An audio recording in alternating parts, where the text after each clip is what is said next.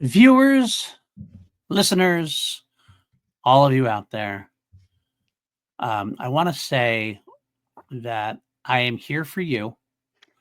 I am definitely here for you. I am definitely going to get this podcast done despite Lego's best efforts. Um, she has been trying to stall for about 50 minutes now. We've been sitting having a Wow, it's conversation. gonna throw me under the bus. 50 minutes. We were supposed to start recording about 50 minutes ago. And we were talking about anything but this episode. And I'm about to do it again.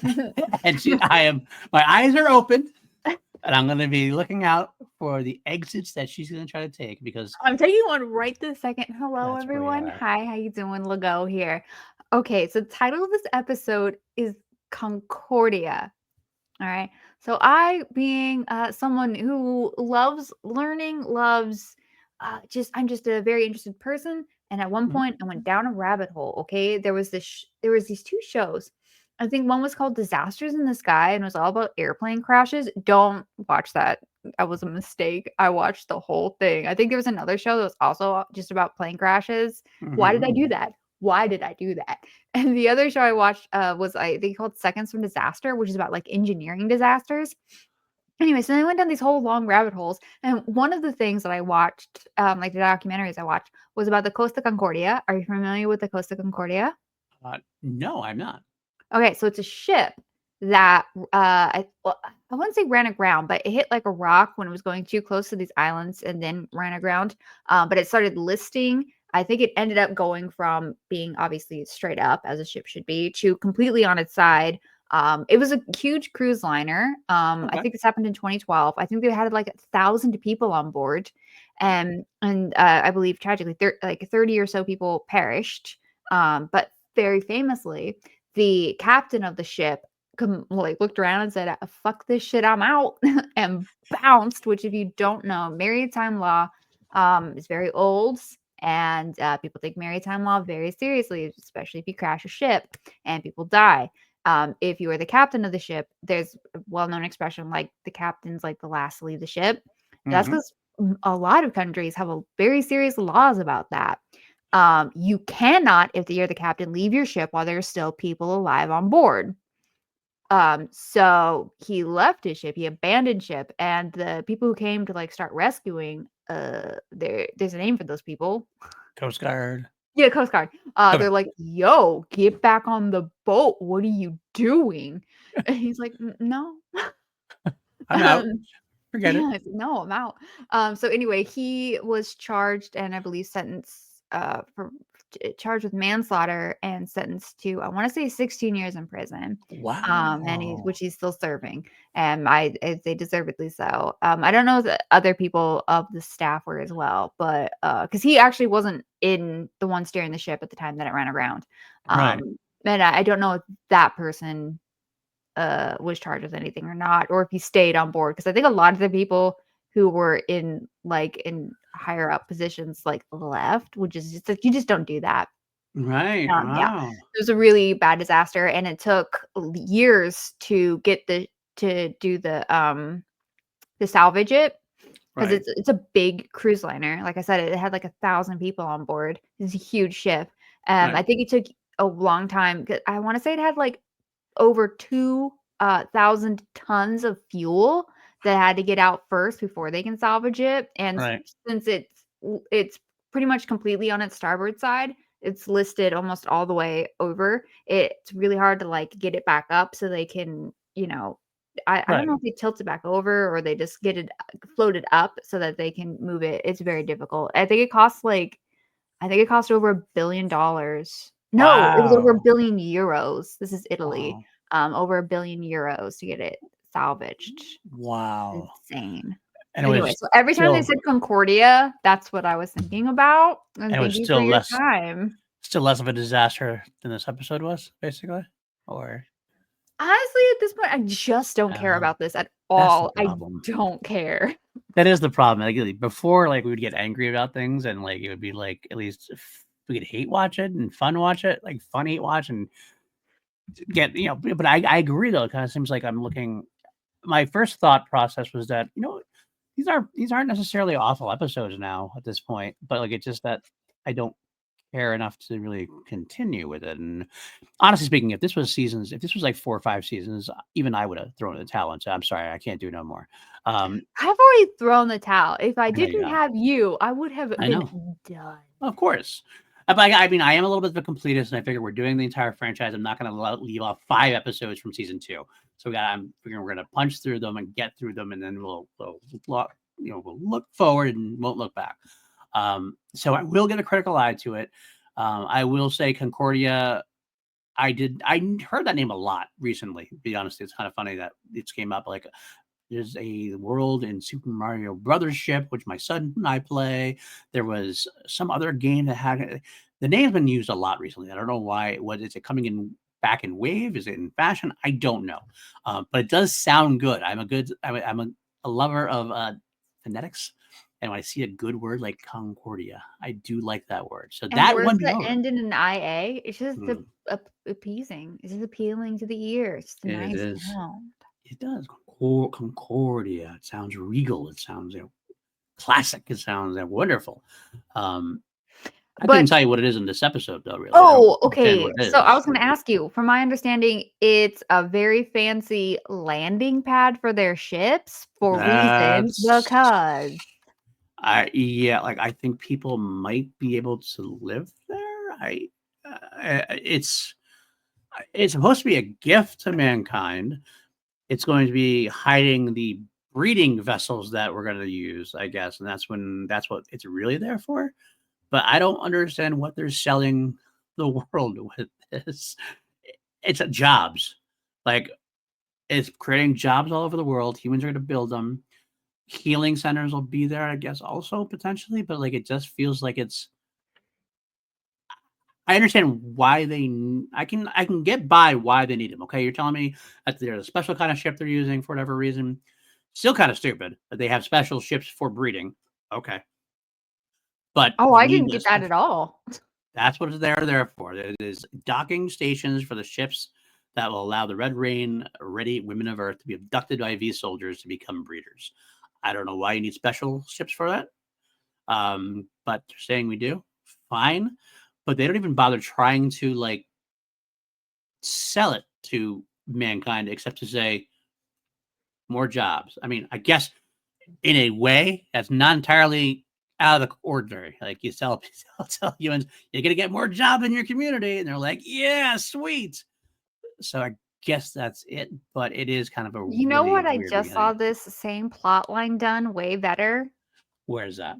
The Toxic Avenger 3, The Last Redemption of Toxie. And it's called Apocalypse Inc. Mm-hmm. And Toxie, innocent sweet, our deformed hero from New Jersey of super strength and size, gets stooped into working for Mm-hmm. Apocalypse Inc. Mm-hmm. Poor I guy, mean, poor and bastard. because what do you do when you're a superhero out of work? You can't sit on your laurels. You can't You just like play can't. with your And mop. you know, he was just playing with his mom, and he was Mm-hmm. living off his girlfriend's not welfare check, but I'm just gonna call it a welfare check. Benefits check, whatever it was. Yeah, yeah, you're right. I don't blame Toxie for falling ill to this mastermind of a plot. Um, I forgive him. He's done a lot of good in the world. He has. Mm-hmm. So, My first ever superhero thing I watched is that really your first before ever? Superman, before anything else. I was Wow. watching Toxic Avenger. Wow. I don't think no, definitely was not mine first. Superman 2 was probably my first one, I think, actually. Maybe Superman. But yeah, I didn't watch that until the 90s, really. I didn't watch Toxic when it first came out. Although I had a friend who was obsessed with Toxic Avenger. Like so much so, he's the reason why I saw it eventually. Because I sat, okay, I'll watch this with you. I'll smoke one and I'll have a pizza and I'll watch this. And I never looked back because I did love it. So we're good. Oh, yeah, my uncle obsessed with trauma. Worships the film Lloyd Kaufman shot on.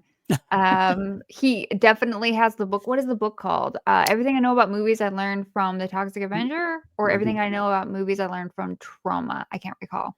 And it's one of those. Right. And definitely made low budget movies like that. It's awkward when people like, you want a slumber party, you have your girlfriends over, and they're like, "Hey, what's with all the fake blood and limbs?" I really have Well, no explanation, but don't touch that because he's doing stop motion there, and if you fuck that up, he actually might kill me. okay, so right away the setting is pretty shit poor. Not much to it, but it's the surrounding stuff that we get to, which makes it a little bit more, at least story advancement to a degree, if there is story advancement. PLD, Tyler, that's a stretch. I'm trying here. I'm really trying. Tyler, we have an age for Tyler now.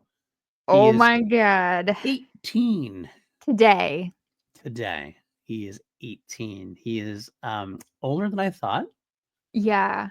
Also And younger simultaneously. yeah, he is old enough to know better for some of the things he's doing. Um, 18.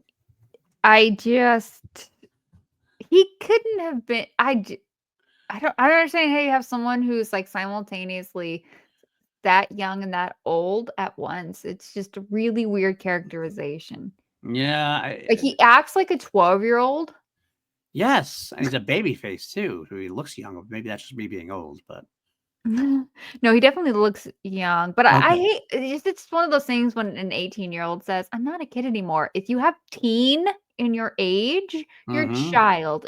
Okay, your brain is still set at 350. You're still in the oven. You're still baking. Unlike whatever that cake was that Erica made, I have questions, I have statements, I have follow-ups. I want to hear all about it. Yeah, You have to purposefully fuck up a cake to get it slanted like that. I just don't understand how that she's even capable of that. And honestly, it's not that hard to fix. You'd have a knife, you just you just slip it over and there you go, it's even. It's so easy to fix. but then there's a lot less cake. This is true. Or you can just cut it off you have so many options. I'd This rather go helps. with the I'd rather go with the F cup cake.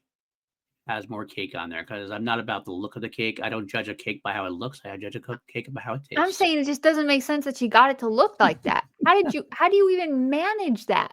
I don't bake cakes, so I don't know. I have no I have idea. made a lot of cakes. And you've never made one like that? No, because it's you have to purposely fuck it up. Maybe she does. I'm Maybe it's I part of am the thing. significantly bad at everything, and I could do a better job than that. Everything. Significantly bad at everything. That's Yes. Lego has a great self-esteem here. Stuff of who? Exactly.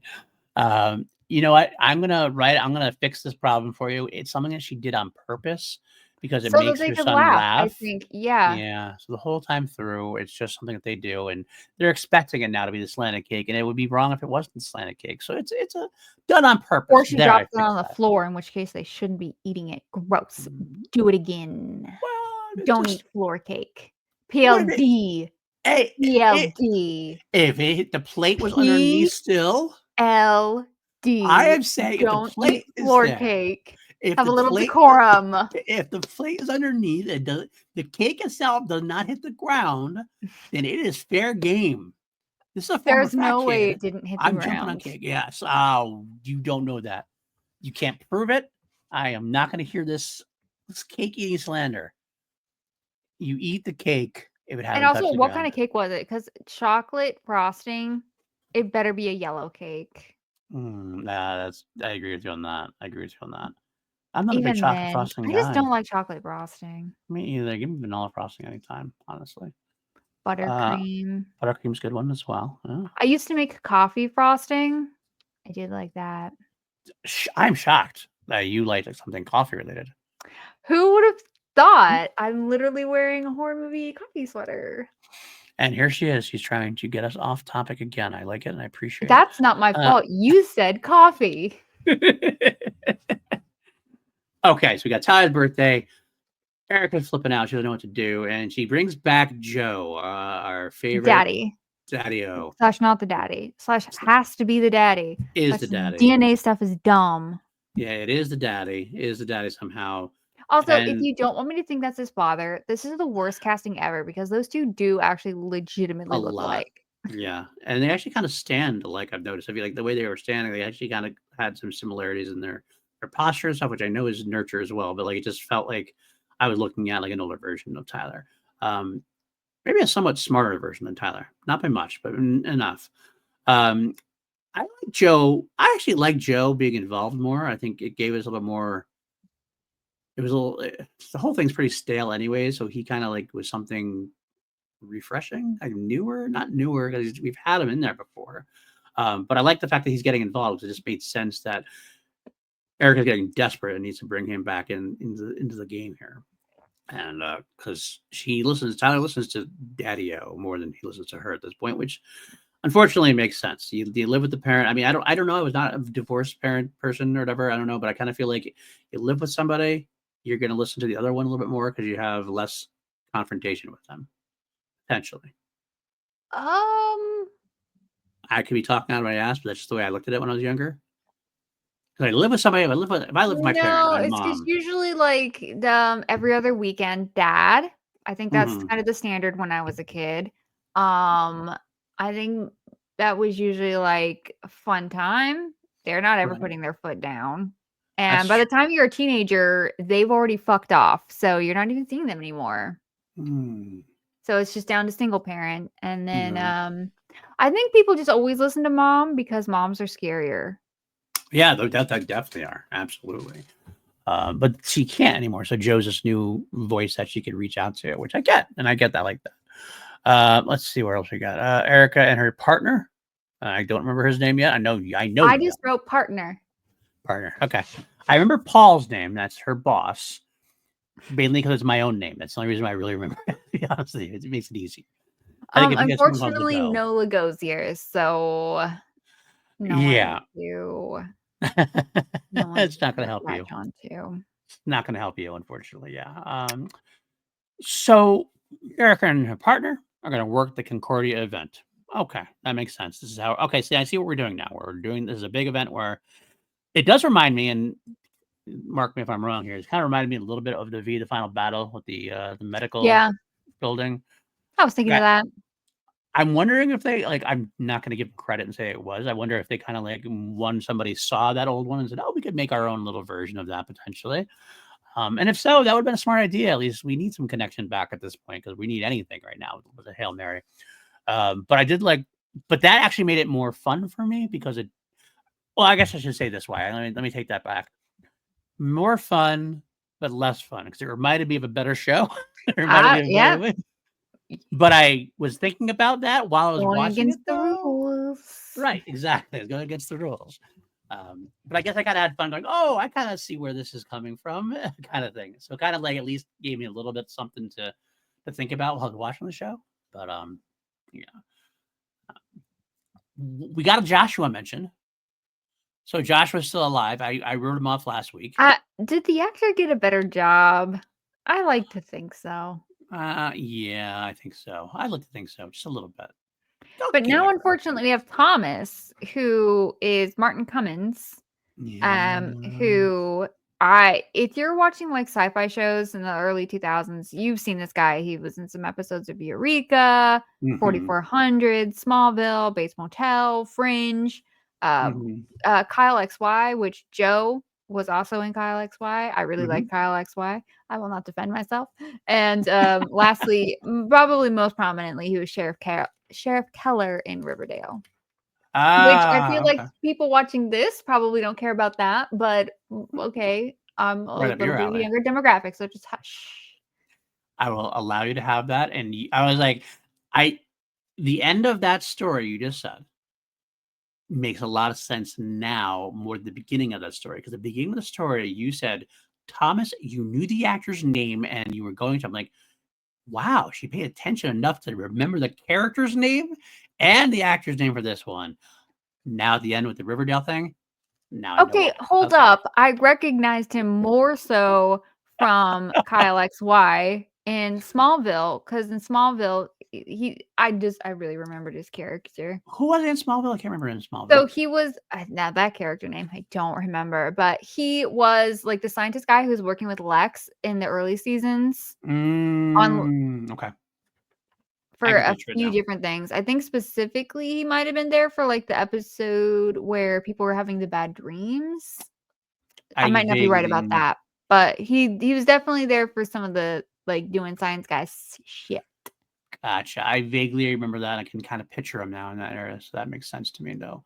I don't like him here, though. I don't like Thomas here. I think that like not his fault. It's just like not his fault. He's a good actor. Yeah, it's just like it's another character we're introducing that's basically supplanting other actors and characters that we have. So what's the point? If you're introducing a new character to a show, there should be a reason you're introducing it other than like plot device, because at the end of the episode, Marcus gets shot, so he becomes like the new Marcus for a bit.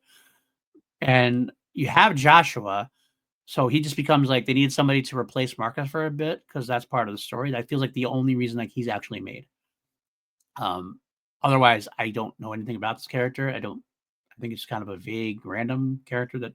Also, he's an engineer. Right. Shouldn't he be doing engineer shit? Stuff. Right.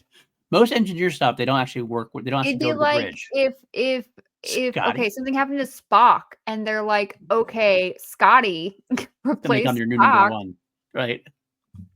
He should be down on the mothership's engines, ready to give her more, give her all she's got. Give her all she's got.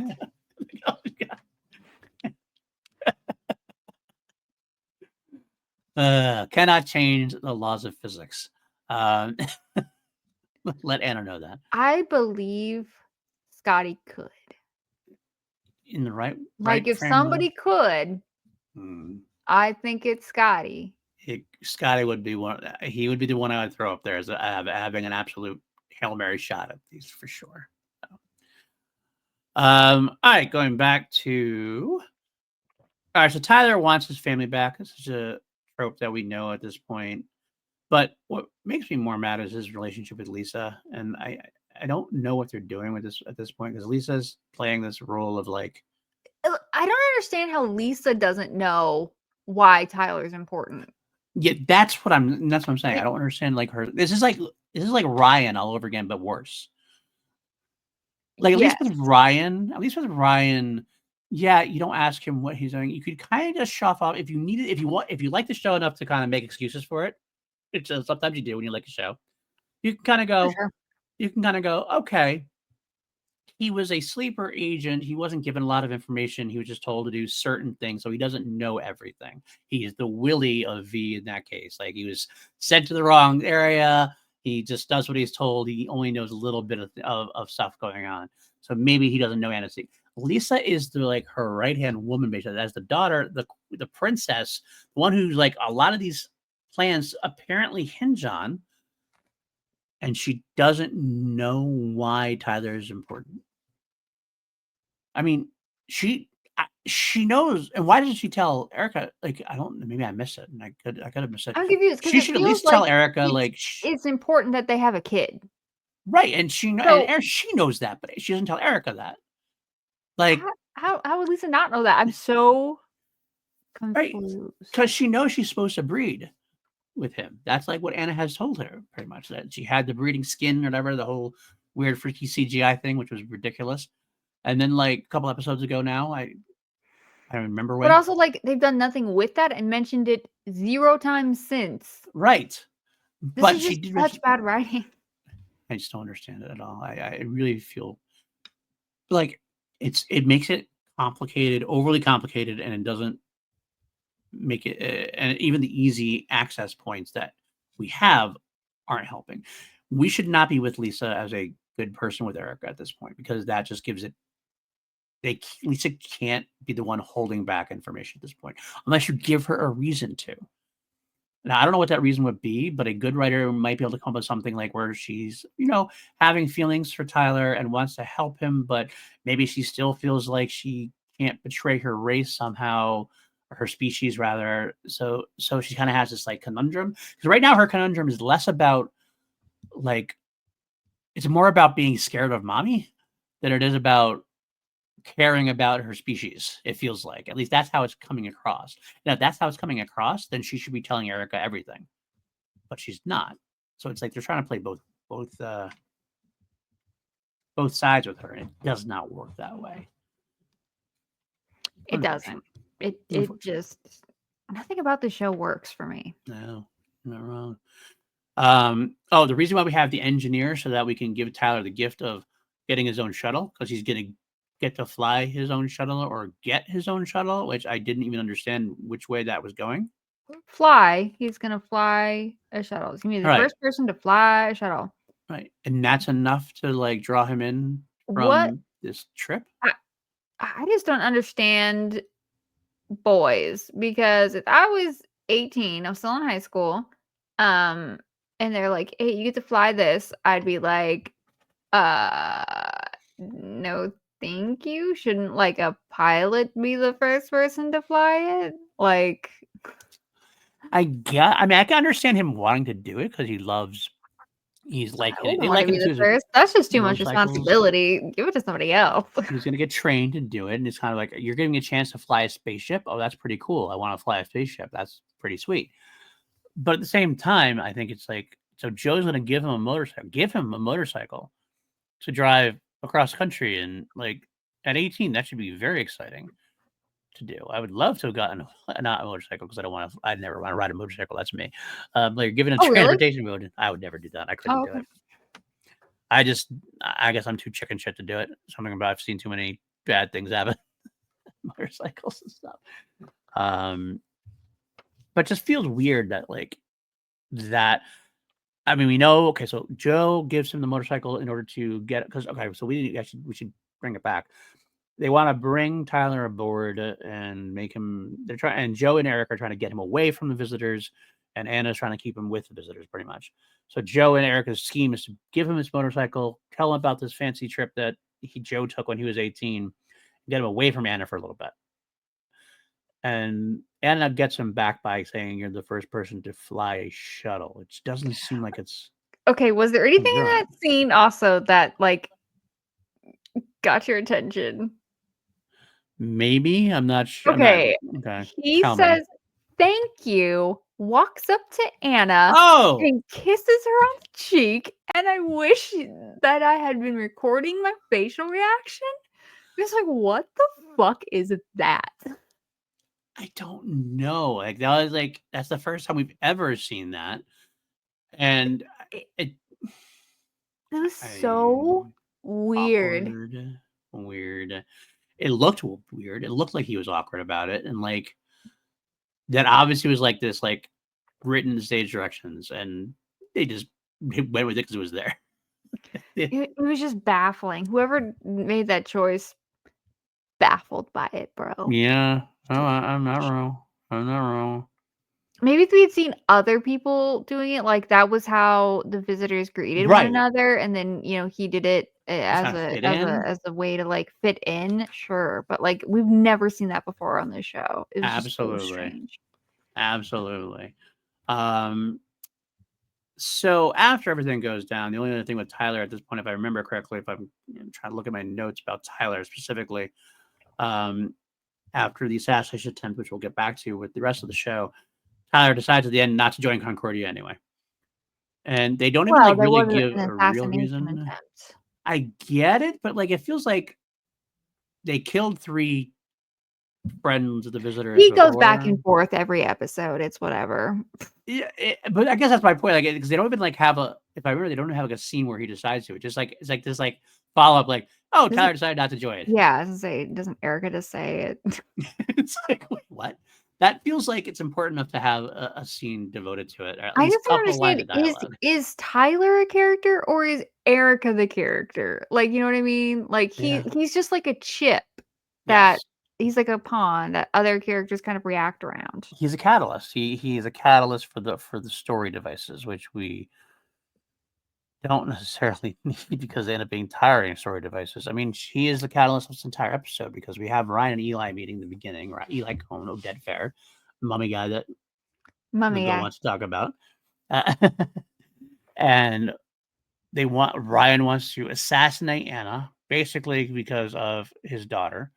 The whole and that's getting older real quick. It's like this Oh, it's whole been old. Also doesn't make sense because how he's like, he doesn't want Erica to know that like they're holding his daughter, but they know. they know, right? I'm like, what? So they don't They just don't know that he's been in contact with Anna, but I feel like he could just say so. right, And I got really exactly. confused by the end, because Hobbs says someone tipped off Anna, and it felt like it was implied that they was talking about Ryan, but I got lost because I don't understand like how they knew someone tipped off Anna and why they knew it was Ryan.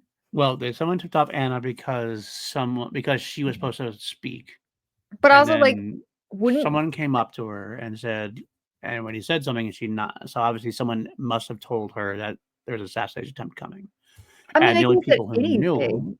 I don't know. what the only people who knew it was the resistance people. It just seems like a stretch. I did not buy that enough because I don't know who else would have known it to let it. I mean, I guess you could say No. I mean, I'm thinking it's a stretch for them to say, "Oh, she got tipped off that it was assassination attempt." I mean, she could no, have just been tipped off that Father Landry was outside and that maybe right. it wouldn't be safe for her to go up. I Okay, mean, there's okay, just so many other things it could have been that gotcha. would Okay, cause her as a leader to not go okay. up and make an address. That I can give you. That I will absolutely give you because you're Like, right that there. 'Cause would at the not have beginning, been my first thought. right? I mean, I understood what they're saying, so I guess it worked for me enough. But you're not wrong at all. It's like they basically are being paranoid about, but they are paranoid individuals. Maybe that's why too. They got to think like if something went wrong, it must have been somebody tipped them off or something to that effect. Um, we do have the Kyle and Eli together are basically the same character. Um, one's got a different accent than the other. That's about it. One is the sexy mummy guy, and the other is Australian. He's not a sexy Australian at all. He is Australian. Wow, Kyle Hobbs. Okay, that's fine. So Oh no, Marcus got shot. Marcus gets shot, and Marcus goes up anyway, and like I don't know. I guess maybe that's his Can we job. just talk about this whole thing? Right? Yeah, let's do it. Go ahead Okay, on. so they're at this like Concordia, no, announcement. And they rent out a hall. Dedication Okay. thing. Somebody had time to make really nice banners. Mm-hmm. I wrote that down. Good banners. Yeah. And so Marcus goes up to give this speech and has Tyler come up, and then Erica's like, Tyler, and here's Tyler's mother. Like, what is happening? This doesn't make any sense. It I I don't understand why this is happening. Why would you not just go up and give a speech and assassinate him? Like that they didn't need to make it as cringy as possible, but they did. Yeah, the idea what they wanted to have happen is because I knew what they're going for, but I think it's dumb. If you go back to the beginning of the episode, Ryan and Eli were for this. Erica and Jack were against it because they didn't want collateral damage. The whole basically the same thing, which again is kind of getting a little old now. It's the same, like they're doing it too much. The same Definitely thing. got that way for me a while ago. Yeah, I got it. I like the idea initially, but like it's like okay, you've repeated this beat a couple of times now. Ryan and I got to do it anyway, and then after Tyler's going to go to Concordia, they are able to use that and use Erica's fears in order to get her on board. Because then if they kill Anna, Lisa's the queen, and Lisa's going to save the day because Lisa's all on our side supposedly, which is quite a big jump. Like, do they know how the hierarchy works really, and do they know that Lisa's going to be on their side? It's kind of funny considering they don't trust anybody and really don't trust visitors, but yet they're willing to trust Lisa to be the good one. But because of that, since Erica's concern for Tyler was the driving factor, the catalyst for her to go along with Ryan and Kyle and Eli, I should say, Kyle and Eli's assassination attempt, having him being brought up makes her change her mind. And now all of a sudden, it's not just anybody who's at danger. Now it's Tyler back in danger, so she's going to call it out. So basically, Erica is all about her and her family, not about what's for the greater good with the Just like resistance. Ryan. Mm-hmm. Mm-hmm. And also, like, they have to know that Erica's fifth column at this point. You think they Like would? You would Anna, think they like would. otherwise, so much of what Anna is doing makes no sense if she doesn't know Erica is fifth column. Right. I don't know. I wouldn't understand how she wouldn't at this point because And has been for a while. Like, okay. going back to the episode where, Lisa is in the hospital, like, it just so much of what she does makes no sense. Right. I agree. I agree. And Er, yet I think we're supposed to think that they don't. I think we're supposed to think that Anna has no idea. I think. ridiculous. Um, we do know that Paul and partner figured it out though. Yep, and honestly, they're just being good FBI guys, Yeah. so good for them for doing their jobs. Yeah. That was actually a solid sequence, solid scene. The partner saying, it is what it is. We'd be bad at our jobs if we didn't follow this up. And I'll give them credit for doing what their job was. And it's kind of sad that I have to give people credit for doing their job in this show, but the bare minimum is done. And yay, good for you. um, so what else we got? We got so Marcus gets shot, and that's fine and all dandy, but like it seems like it's such a waste of Marcus because Marcus is not going to die. We know he's not going. Although we don't know that. Although, why? It's so dumb. We saw a man get shot Yes, in the head and revived, but Marcus is like, "There is so much damage, we don't know." we don't know, right? Get out. Even with all of our technology, it's like Get out. so You're basically, stupid and you're lacking consistency. Get out. and this is over the course of a couple of episodes. If this was like season 2 and season 8 or season 9, you're kind of like, it's not good, but it's at least better.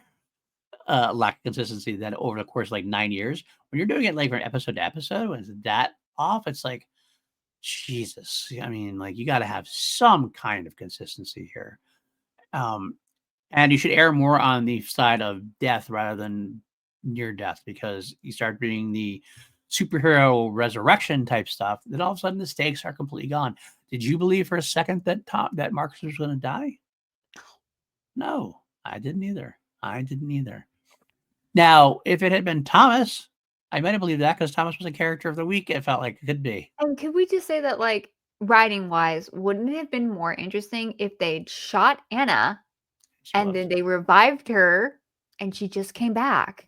Yes. Or even what would have been kind of interesting potentially is if they shot Anna and she kind of took some time to get back, but then Lisa had to somebody had to be in charge in Anna's place or whatever kind of thing while Anna was still recovering. Kind of like the whole Mr. Chang, Nathan Bates thing from the original. Like it could have led to some potentially interesting storylines potentially. Wouldn't want to do it for a long time. Wouldn't want to do it like for the rest of the season, but like maybe an episode or two where you kind of say like, there's an idea like, well, maybe Lisa can help more now that she's in charge more, or somebody else are harder on Lisa because I don't know. There's a lot of potential ideas that he could have done. That would have been better than just Marcus being shot because all that does is Marcus gets shot. We get a quick, okay, he's going to make it back, but we are going to slide someone in his place for a little bit. So enter Thomas as the new right hand person for maybe a little bit of time or a brief amount of time. And is Thomas going to be around for long? I mean, we know there's only 5 episodes left, so it couldn't last too much longer anyway. But I don't know if he was planned to be long term, or he's planned to be kind of short term. Either way, waste, just waste of time throughout the entire thing. So, what else we got here? Chad. We do. I'm going to say Chad. I'm going to save that that would be our closing arguments or closing stuff. Was Talk there about. anything else to say? Well, we do have Jack's side of things. Ooh. You know who Father Jack is. You know who Jack is. You definitely. You're playing now. You are taking the piss. I will say though, does Ryan's daughter have the name or is she unnamed child? That's actually a great question. Because I think she is actually unnamed child. Because you would think Ryan would at least use her name. At the very least, I'm okay with Anna saying Ryan's daughter or whatever. Yeah, but he should. Maybe he hasn't named her because I mean, her mother did die in childbirth, and doesn't want to name her until he gets her away from Anna. Maybe I don't know. I know there are sometimes parents who have done that who have been like, I can't name them until you get past this situation or whatever kind of thing, or they don't know what to name her. Maybe he doesn't know what to name her because that was going to be his wife's decision or his girl's Just name fiance. her I don't after know, your woman's wife decision. and move on. That'd be the way to do it. Easy. But yeah, either way, it is a little strange though that we still Ryan's daughter. That's your character name, Named Ryan's daughter. child. Unnamed child. So Jack, Father Jack did nothing. He did a Father Jack, protest. It was he so did a useless this protest. episode. He was the action. He was the side piece action, which did nothing. But the end, we have the idea that Jack is going to be fired. But Or we've let go to been church. over this, back and forth with this before. It's just like, oh my god, finally. Like if he's wearing his collar in the next episode, I'm gonna throw a mental break. I actually was going to say that. That's the problem because, like, at this point, it's like he already warned him a couple of times. Like, The priest, like the you Vatican, can't keep doing that. Like either do follow through. The show has no follow through. right? And I think I honestly think it's dumb. I think these writers like the idea of a priest. They like the idea of a rebel priest, and that leads to conflict. And part of me is like, that doesn't matter because you can still have, like, whether he wears the frock or not, he's still the priest character. Like, you're still like, you can have that kind of mental gymnastics or the conflict of whatever you're talking about and still let him do it about being the former Father Landry. You know what? I guess part of the problem is, honestly, I don't think they know what to do with him afterwards. Because if he's not the priest, what does he do?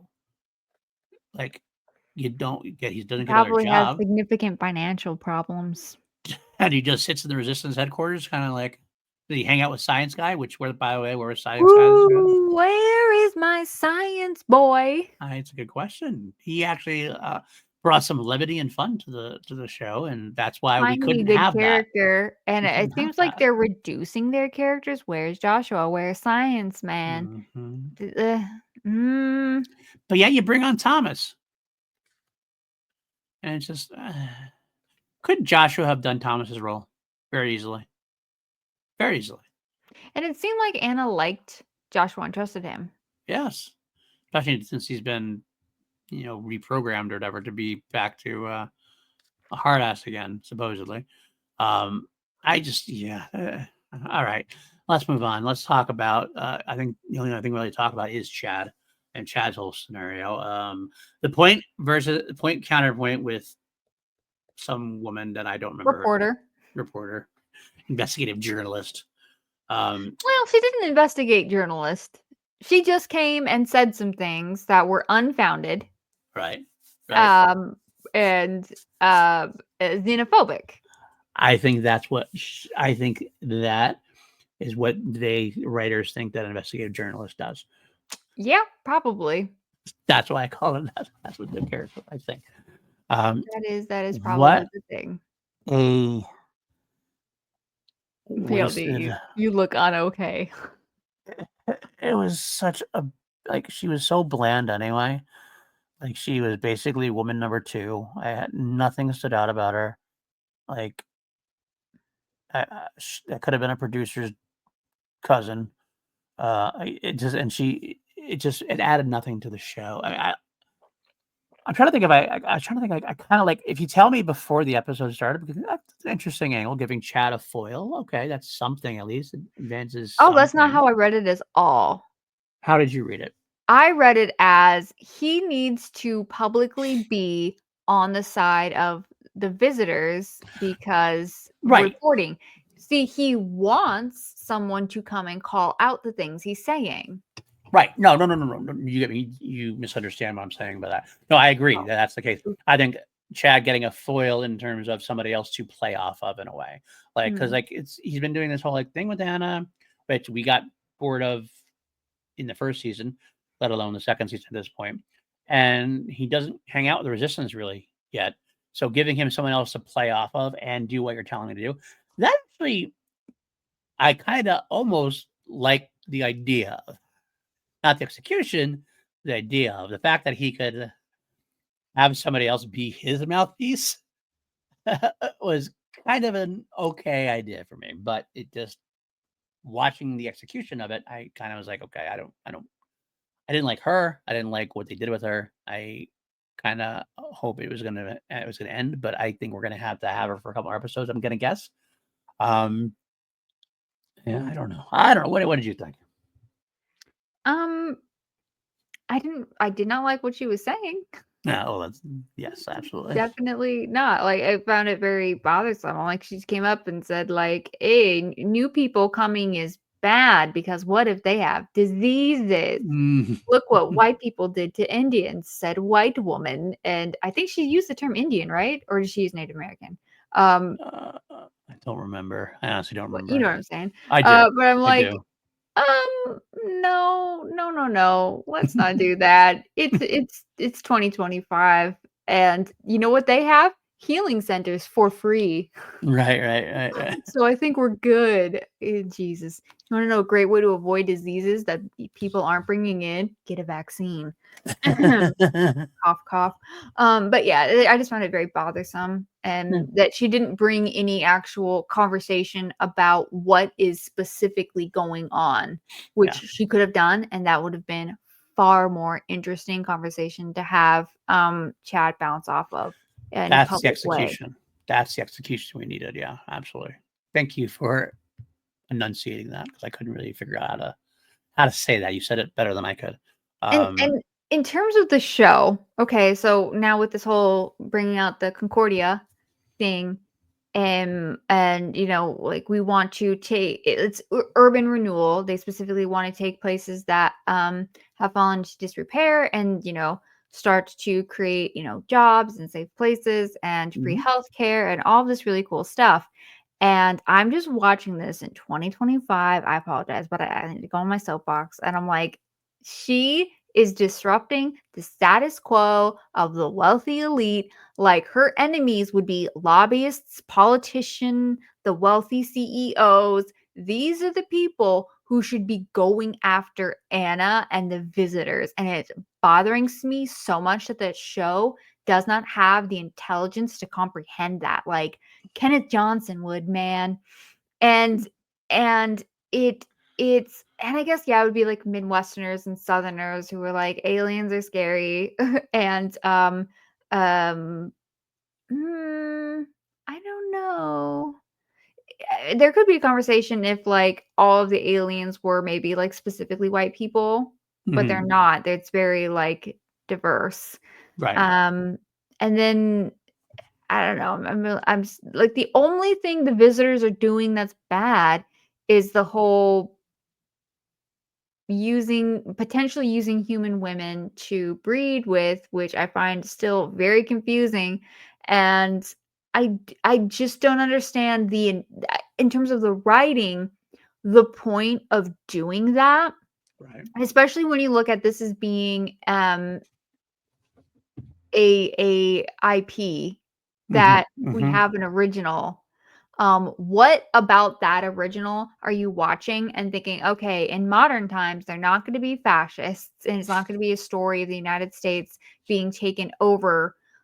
This is going to be a story of, I don't know, like, well, what if the aliens came and were like super cool, but like they wanted to get the women pregnant? It just sounds very racist. Like, it just sounds very xenophobic. Like, Mhm. the bad brown people are gonna come and put babies in the white women.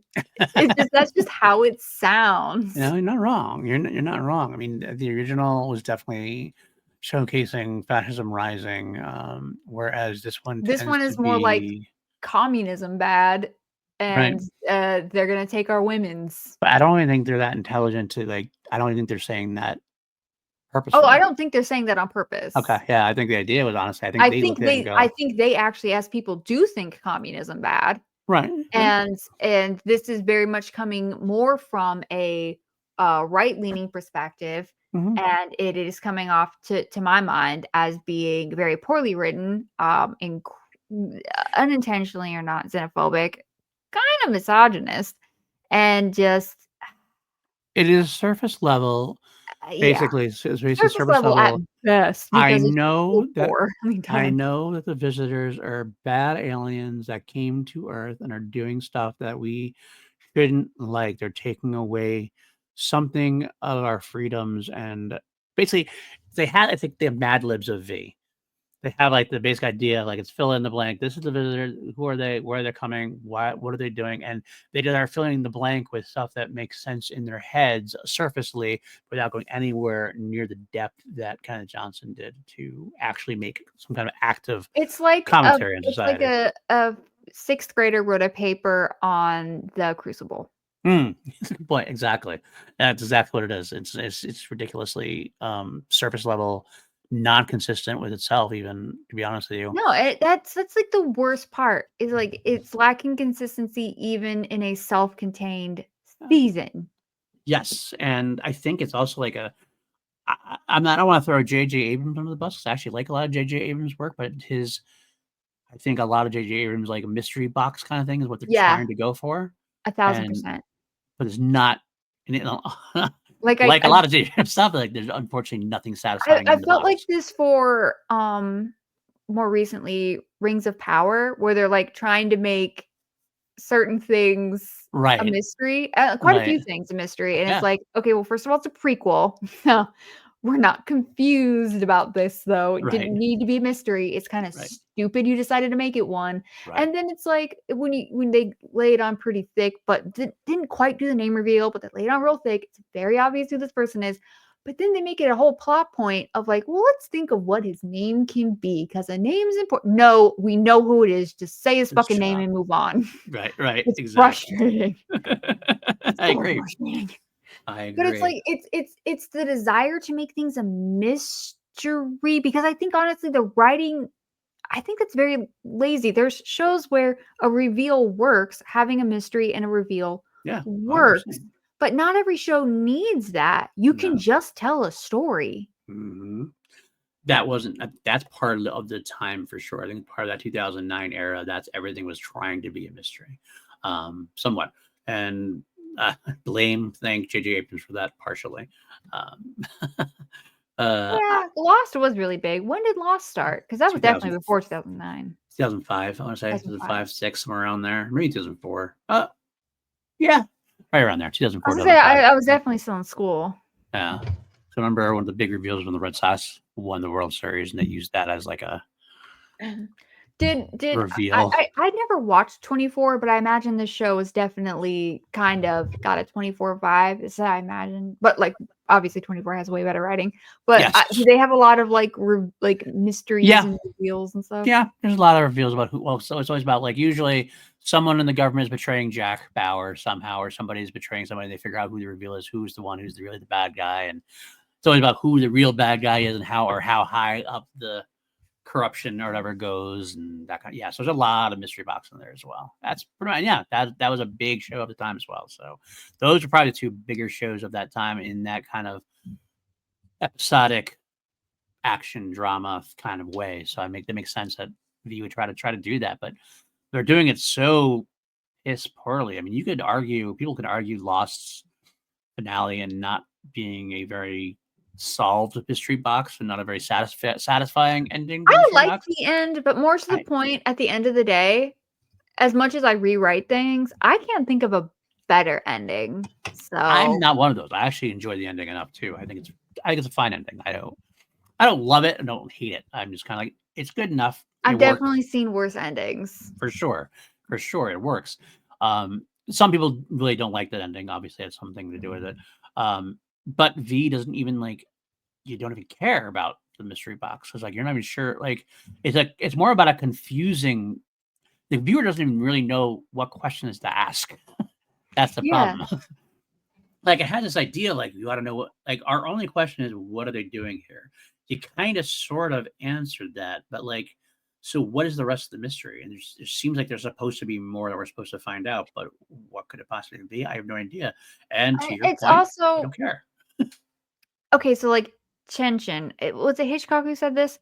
So, like, the audience knows someone has a gun under the table, that's tension, but the characters Right. don't know, okay? Right. Yes. Yes. Right, or a ticking bomb. Okay.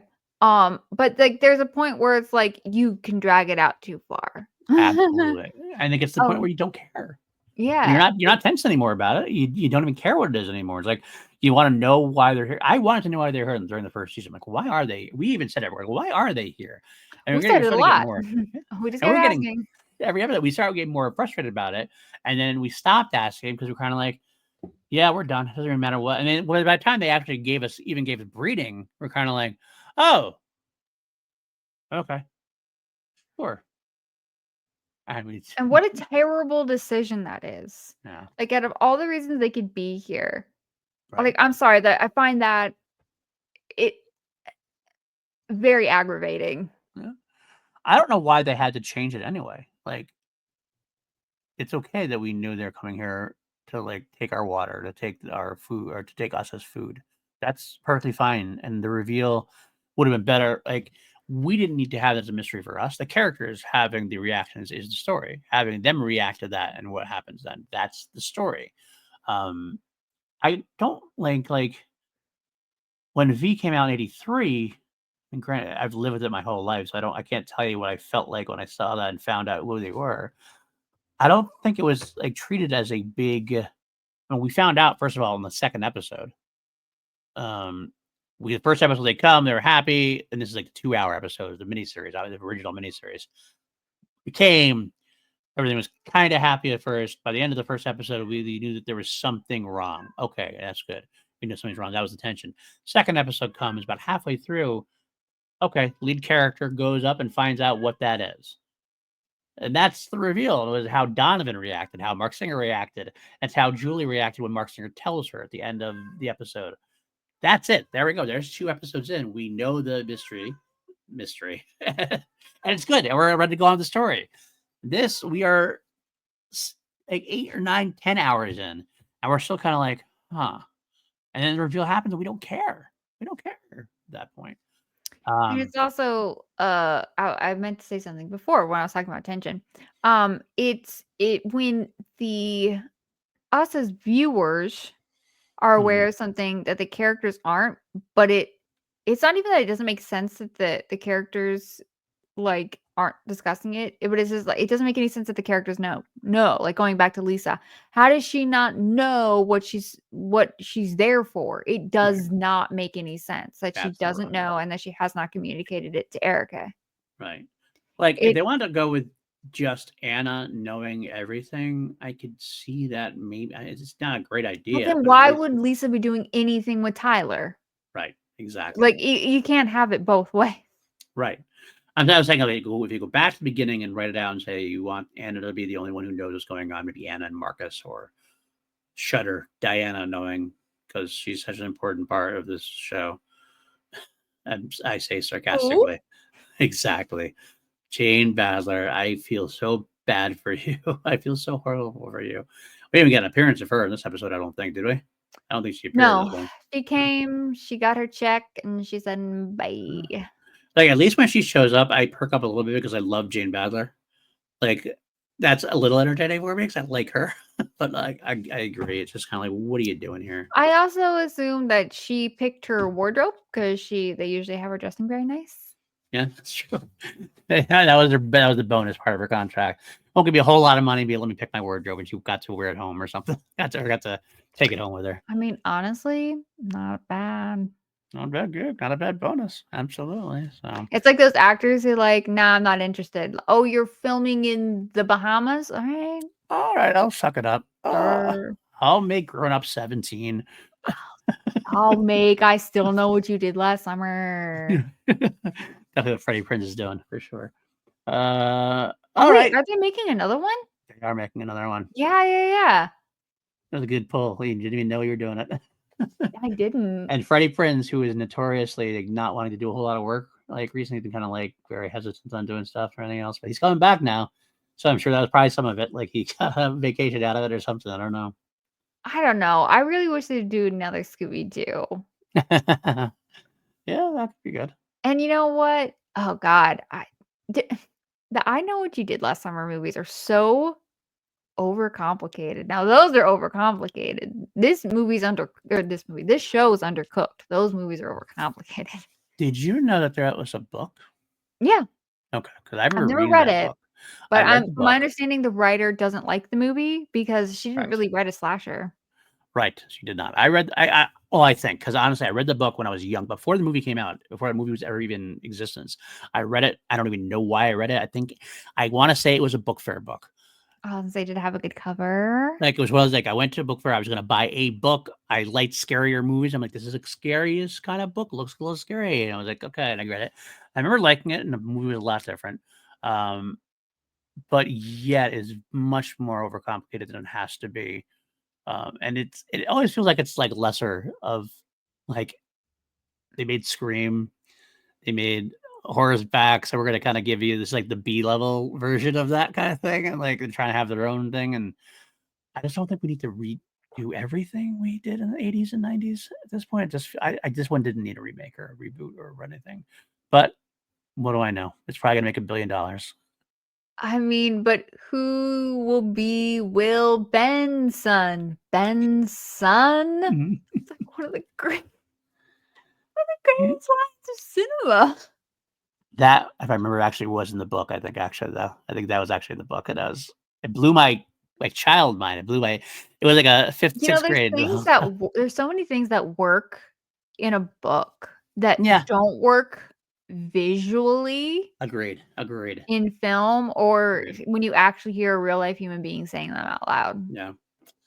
Sometimes, yeah, when you read, I remember it actually happened a bunch of times, like because I tend to read not necessarily out loud, but I read out loud when I read. Kind of like I'll read like just 'cause, like it makes me slow down to actually read. Sometimes I try to read too fast, and I'll just start finding myself glossing over things, so I have to go back. So this way, if I say it out loud, I'll force myself to actually read every word.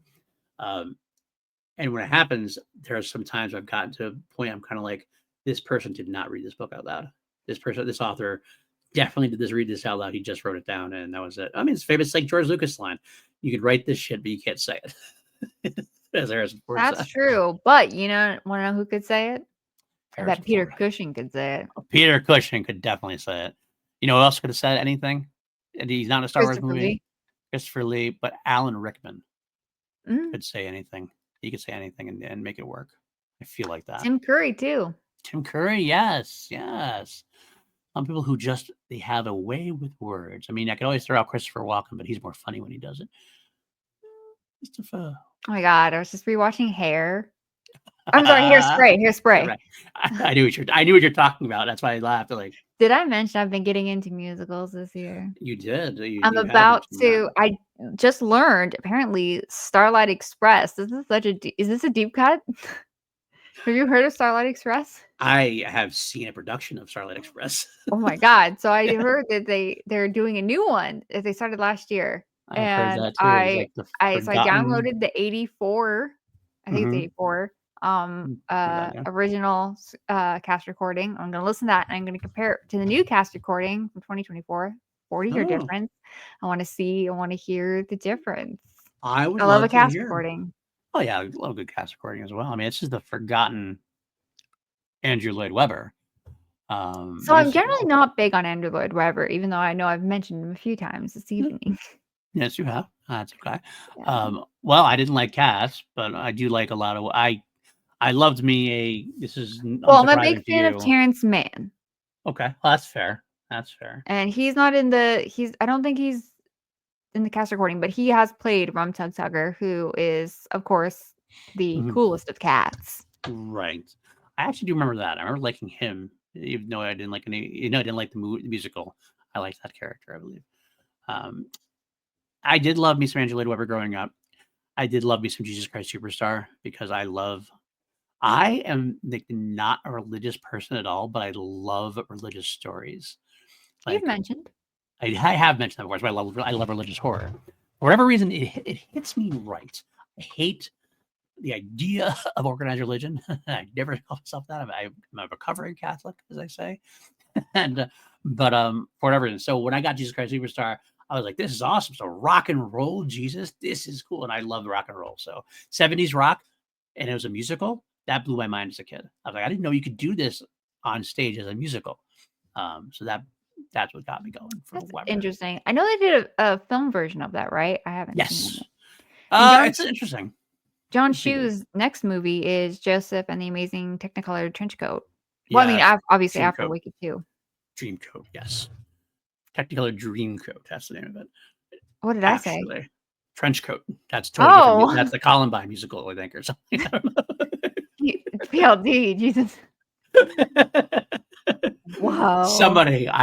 Somebody's thought of that idea somewhere. Be more chill, PLD. Oh my god, I think that's a good place to end this episode. I'm sorry. Where can the folks find you? Okay. I am the Unhinged Binge on Spotify and Instagram. I don't know what any social media platform is called anymore. And I'm Lego Rants, or you can also find me as the Unhinged Binge on YouTube. Oh, I'm gonna plug my letterbox. I'm Lego, I think I'm Lego _ rants on letterbox. I have I'm really trying to like do reviews and stuff. My reviews are not good. They're very bad, so I apologize in advance. But more importantly, I do have some pretty good lists going on. And always looking for recommendations. All right, sounds good. You can find me at Paul Denuzio on Blue Sky. That's where I hang out nowadays. Find me all over this channel. I have a Star Wars podcast weekly. I have called Holy Snokes. That's me and Maddie Gunner. Andor season 2 coming out soon. That should be a lot of fun. Celebration coming up, so we'll be covering that. Also, me and PJ Campbell, the aforementioned 2 middle-aged geeks on film. That actually might have talked about before we went on air. I said aforementioned, like we talked about it on the episode. I think that might have been a pre-conversation. That was before. Me and PJ, 2 middle-aged geeks on film, formerly 2 White White Dudes on film. We are headlong into our Superman run through. We did Superman and Superman 2, the Donner Cut, working on Superman 3 next. And if you join Patreon, at patreon.com/PLD Projects, you can listen to us talk about the MCU, which we have Iron Man 2 is coming. Actually, by the time you read or see this episode, Iron Man 2 has popped up on the MCU Rewatch exclusively on Patreon. If you can't help us on Patreon, I totally get it. I completely understand. Times are tough. You can help us by subscribing, liking, commenting, all that jazz. I'm supposed to say that at the beginning of the episode. I never do because I'm a bad host, I guess. But yeah, I think that's it. I do a lot of podcasts. Check my channels. You'll see me there. And I have a letterbox too. I think PLD Projects on letterbox as well. I do a man of projects. I have like thousands of lists, like literally thousands of lists. You do. I have 44, I think. The funny bit is the ones that are public, I actually have much more non-public yet. Basically, oh my god, I letterbox movies, and I have created like actor lists every time. So every time I see a movie, but I don't make them public until I get 10 movies. If I have 10 movies of them, then I'll make the list public. I only have 2 actors. Do you want to guess? I feel like one's super obvious. Jeffrey Combs. No, that actually depresses me a little bit. God, I don't know who it would be then. It's not Jeff Yeager from 21 Jump Street. No. I feel like they should be obvious. One should be really obvious. And you're going to tell me, and I'm going to be like, of course. Well, I'll tell you the one you're probably not going to get. One is Christian Slater.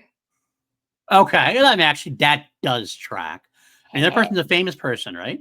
Yeah. He's the greatest actor who ever did. Greatest actor. And it's not Jeffrey Combs. No. PLD, how are you not getting this? I am blanking because it's late at night and I'm tired. I don't know. Why am I? Tell me. Go ahead. Just tell me. Nick Cage. Oh, yeah. Of course it's Nick Cage. Like it's like you like Nick Cage, like I like Ed Harris. Like how could I? Yeah. I have failed you, and I am very apologetic of that. It's very funny though. It was pretty funny. Now I'm thinking like, oh my god, I am so stupid. You put me on the spot. I'm not good. I'm not good under pressure. You put me on the spot. No, that's okay. I'm the exact same way. I would have probably said it can't be Ed Harris. That would be too obvious. And moved on to somebody else. All right, that's it. We're done. Next week's episode, or next time we come back, we're looking at Season 2, episode 6. We are getting close. We are almost done. We're powering through. This episode is called Siege. And I got to read this to you because this is going to make you Under just want to Siege? see it. Like, are we gonna get our boy Steven Seagal? Steven Seagal in here? Oh, God. Please no. You don't want to talk about that in front of a co-host of the podcast, Maddie Gunner, or co-host of the channel, I should say. Maddie Gunner hates. Oh, I don't like Steven Steven Seagal. Seagal. I can't name a Why? single movie I like him in. But we can be here all day for Danielle Bernhardt. Good point. Good point.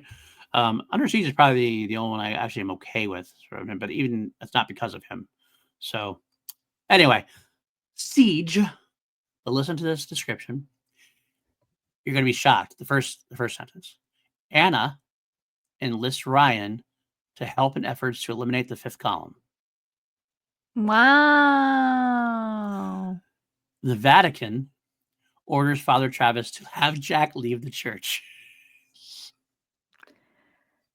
I really wish we were picking up like 3 months from the last episode, just to fast forward a little. And Lisa meets her grandmother. So we get Jane Badler, at least. That's what we can look forward to. Jane Badler getting the paycheck, getting that dress, moving on. Guys, keep watching.